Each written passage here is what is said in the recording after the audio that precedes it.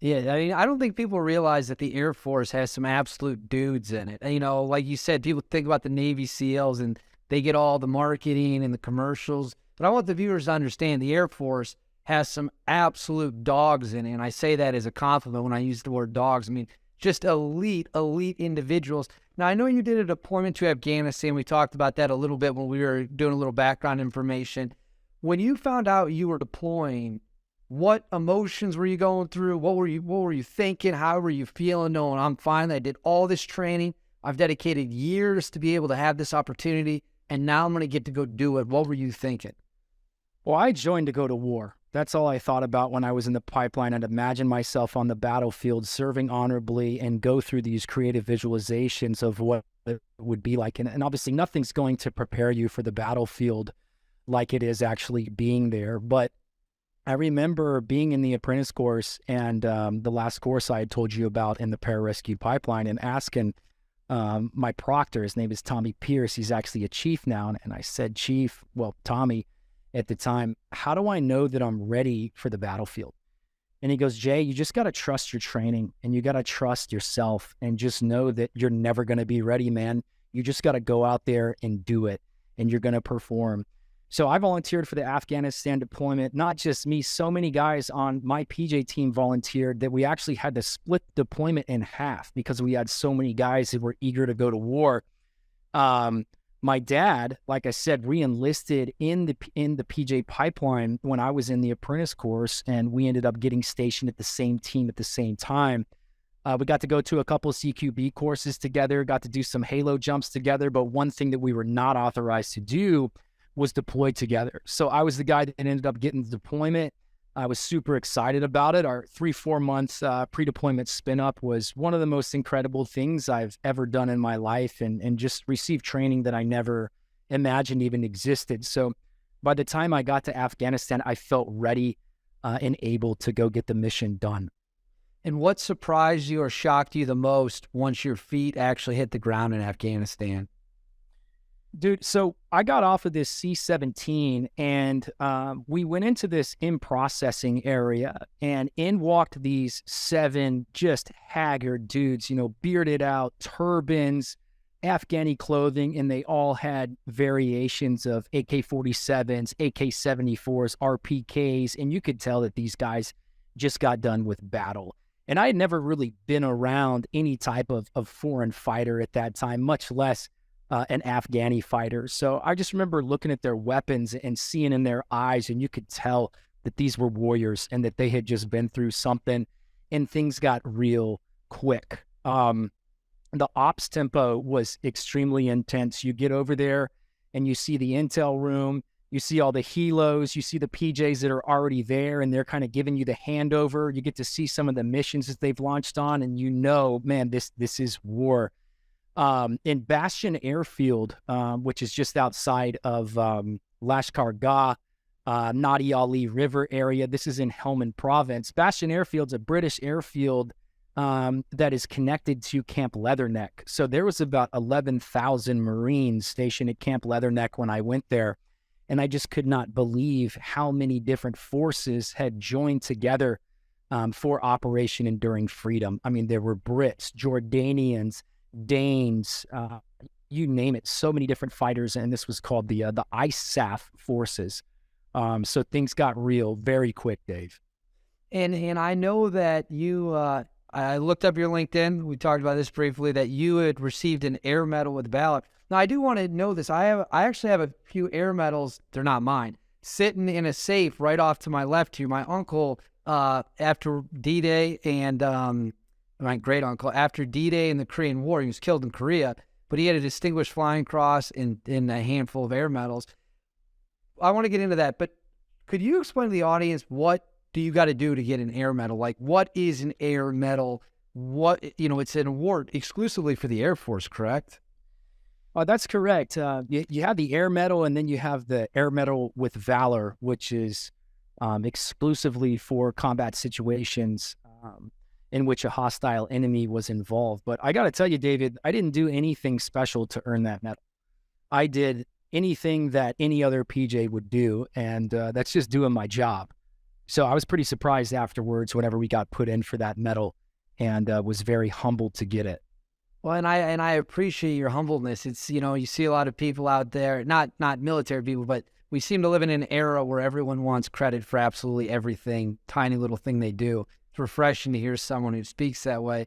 But I do want to ask, what's the story behind the Air Medal with Valor, and what did you and your teammates do that resulted in that? Yeah, man. I mean, shout out to the whole team. It's a huge team effort in every mission. It's not just us as the PJs, but we've got all the intel personnel that are getting live imagery of the scene, and they're in touch with the ground force commander, trying to get us as much intel on what we're going to fly into and what's going on, what the injuries are like, if we've got enemy in the area. And this is essentially 9 pieces of information that we called a 9-line that we would be provided with before we flew in the zone. So we had this little tent at Camp Bastion, and for this particular time of the deployment, I had moved on from the Guardian Angel Tactical Response Team to the Casualty Evacuation Platform. So we were attached to HH-60 Pavehawk helicopters.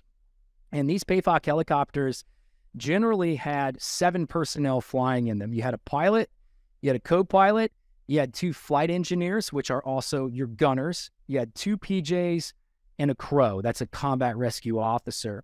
So anytime we went on a mission, we would fly in with 2 helicopters. We call that a 2-ship. And if we had enemy in the area, so line 6 of that 9 line tells you whether or not there's enemy in the area, no enemy, possible enemy, or if it says E there on the 9 line, you know that you're going to be flying into a hot LZ. So when we go into the zone, our trail bird is going to be the bird that lands. And then our lead bird is going to fly around what's called a spooky pattern and provide close air support, as well as imagery if needed. Now, if we do have enemy in the area, so if line 6 says E, we're also going to request an escort. And in Helmand Province, an escort would generally be an AH-1 attack helicopter, so that's a Marine Cobra, or an AH-64 Apache. And lucky for us on that mission in particular, which I'll get into, not only did we have our helos loaded up with 50 caliber machine guns on both sides with party pack, that's a splash round, a tracer round, and an armor piercing round, but we also had access to an AH-1 attack helicopter, a Marine Cobra. So I'll never forget, man, like, people had told me this, like, when you get your first big mission, you're never going to be expecting it. And I was watching the movie Batman, and it had been a while since we had I think it had been like 6 hours or something like that. I was kind of mid-shift, and we get called on missions quite a bit, but whether or not we were actually going to go into a hot LZ, that was something that was very rare.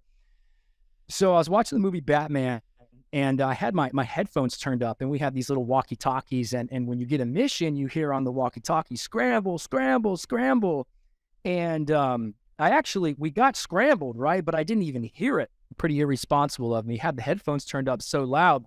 But I saw our team leader sprint by the little opening doorway to this tent, and his eyes were just huge. And I saw him holding this piece of paper, and I knew something was up. So I closed the laptop, and I look out, and here are the PJs on my team scrambling out to the aircraft. So the first thing that we do is we sprint right out to the flight line. We're about 100 yards from our helicopters. And one group of guys I didn't mention earlier was the mechanics, man. I mean, the mechanics were just awesome out there. They're just masters at their craft, and they'd already have those rotors spinning before the pilots even got out there, or the PJs even got out there. So we would leave our rifles, our body armor, and radios, everything like that would already be staged in the helicopter. It's the first thing we would do when we get on shift, is check all of our gear. And then in that helicopter is basically a makeshift hospital. We've got blood and packed whole red blood cells with a little inflow warmer, as well as a battery pack and a pump in case we got to administer it interosseous, which is through the bone marrow. Generally, we have a enhanced battle rifle on there, and as well as a support weapon like a Mark 48 machine gun. Wait, so hold on, I've never heard that term before. What's an enhanced battle rifle? An enhanced battle rifle is like a tricked out M14.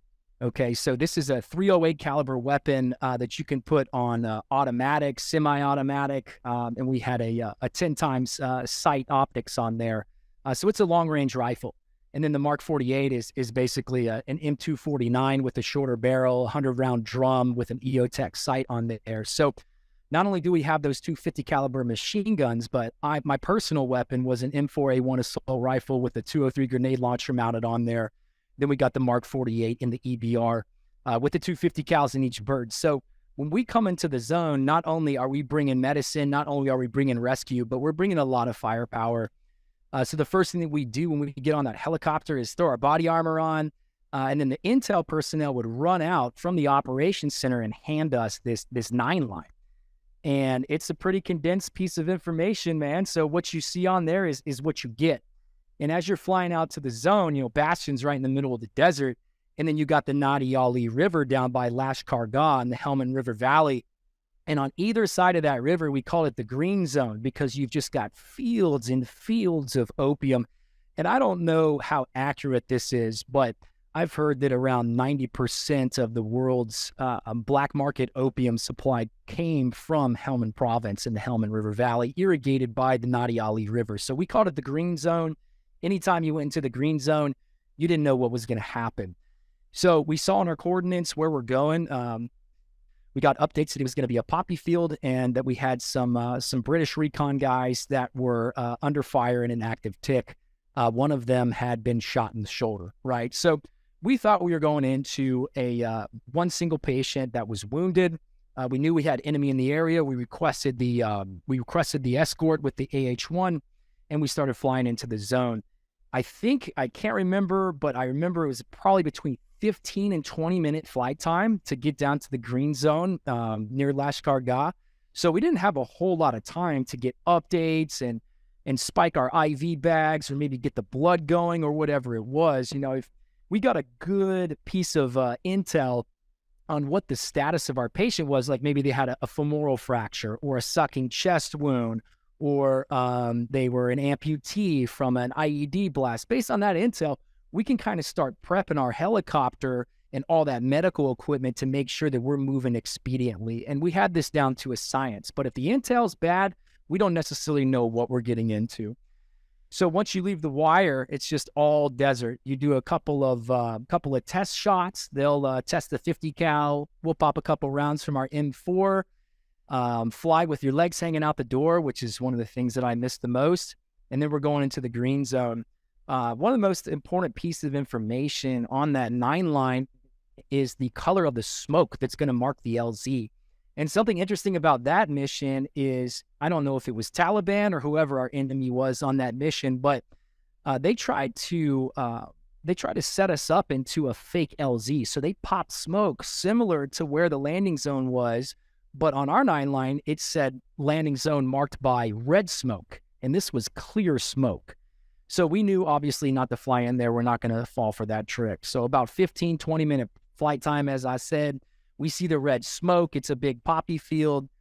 We land in that poppy field. I'm on trail, so I actually get to go on the ground and fill.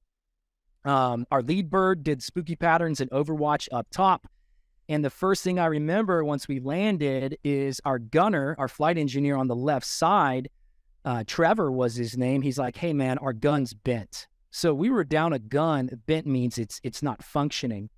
So we're down a gun on the left side. Right about that time is when the AH-1 came in. Myself and a PJ named Cheney Harrison exfilled the aircraft and went into the field. It was about that time we started taking AK fire from the 9 o'clock and the 12 o'clock position. And, unlike the movies and the video games, you see where the enemy is, right? Well, here we had no idea at the time where it was coming from. You just hear noises, and we've got these Peltors on, right? And the Peltors are like your noise enhancer and your ear protection at the same time. And it's very hard to know where noise is coming from with these Peltors. So the first thing that I noticed when we were in the field was that there was a Brit that was up on a wall in this compound that was shooting directly over our heads to our 9 o'clock. So I'm thinking, okay, enemies at the 9 o'clock position. About that time, we started taking more fire. So Chandy and I dropped down in this poppy field. And at that point, I'm just like, all right, dude, I don't really know what to do. I don't necessarily know where to go. I don't know where the enemy fire is. Nobody knows what's going on. So I'm just going to stand by. And about 10 seconds later, I see my boy Cheney just get up and start sprinting through this poppy field. And I'm like, all right, I guess I know what I got to do. So that was Cheney's like second or third deployment. So I just followed his lead.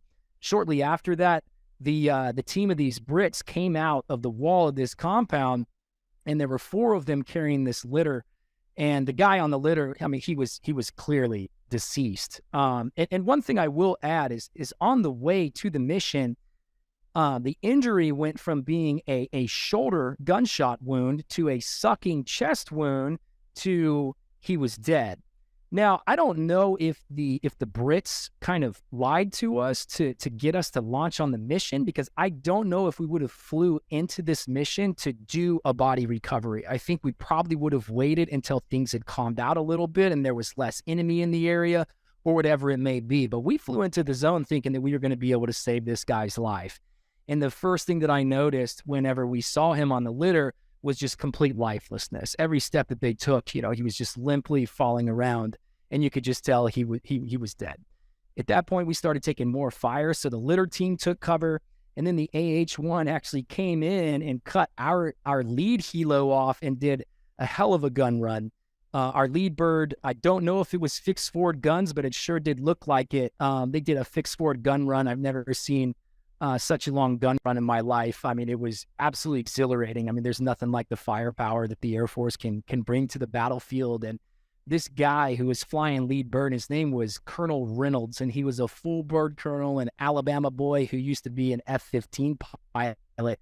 So he was trying to get some as much as he could on this mission, man, swooping in, putting guys' butts off the floor on a quick gun run pattern. It was just incredible. And this all happened in a matter of a couple minutes. So once they started suppressing the fire, we had the ability to start moving towards the helo. I basically just stood by this litter team, man, and they loaded up the patient into the helicopter, and we started getting to work on him. I mean, even though he was passed, like, our protocol and our operating procedures is that we're going to give these guys everything that we got all the way to the hospital. So we immediately started CPR on him. We immediately started pushing blood through an interosseous infusion. So we had this thing called an easy drill. And when you're in shock, your veins don't really show. Your blood flow and your blood pressure is decreased. And so you're not going to see like that big antecubital vein right there in the inner elbow that you usually see. So we got this easy drill. We just drill straight into the humeral head and the shoulder.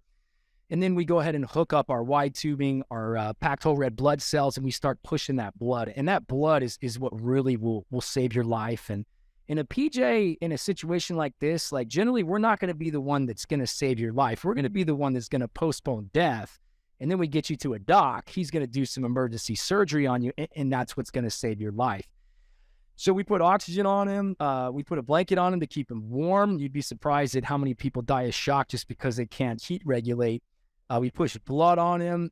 We gave him an endotracheal tube and started pushing that oxygen straight to his lungs. I mean, we gave him everything that we had, man, all the way till the to the changeover, and he was deceased. So that was mission 0427 Alpha. So April 27th of 2012. I'll never forget the day. And that was my first combat mission, man. That was your first time ever in combat, and that was the first time ever. That was the first time ever, man. I mean, I had done a couple missions like at night where there was like some Afghan interpreter that had hit an IED, and the Special Forces group had taken him to a forward operating base and made sure there was no enemy. And we flew in at night, evacuated him. We went to a little pickup for a Marine that had been shot up, and that was near an opium field too, a little poppy field. But we didn't get any enemy fire. These were just kind of routine missions where you fly in, pick up a guy, fly out, hand him over to the dock, and you're done. You're on alert again. And this was the first time that I had ever experienced combat. So shout out to the whole team, man. Everything from the mechanics, the intel operators, the flight engineers, the pilots for having the courage to fly into a zone like that and put all their lives at risk. The Brits on the ground. Just everything involved in that mission, man. You know, it's truly a humbling experience.